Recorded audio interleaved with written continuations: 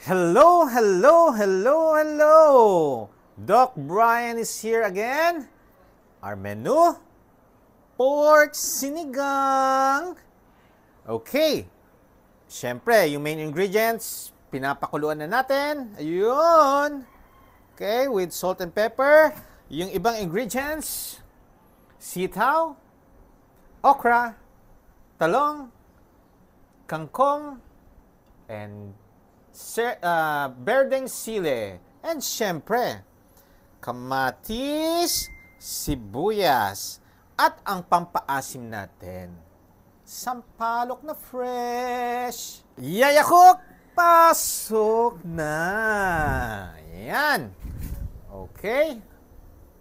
Isasama na natin yung sampalok na fresh. Yayakok. Okay, hihintay nating kumulo.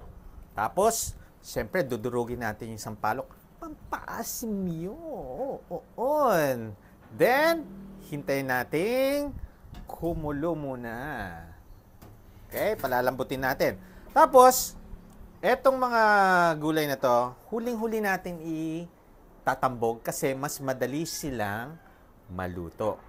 Then, siyempre, titimplahan na natin ng salt and pepper. Okay na yan.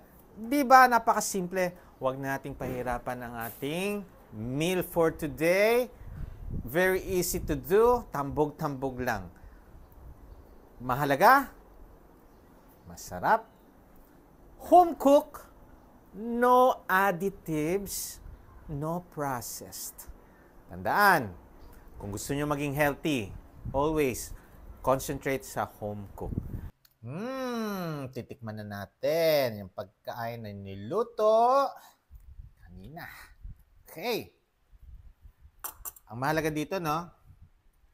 Pwede itong pang-break ng fast because may sabaw. Okay, so fasting, no? Break ng fast. Broth muna after 30 minutes. Kung gutom, kalahati kainin nyo. Okay? Then pagkagutom pa rin, the rest of the plate, kainin nyo na. Ganun ang mag-break ng fast, lalo na sa extended fasting. Very nutrient dense, no? May vegetable tayo. May protein. Tikman natin.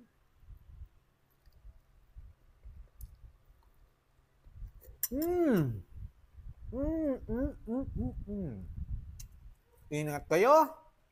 Always proper nutrition. Fasting, active lifestyle. Bye-bye.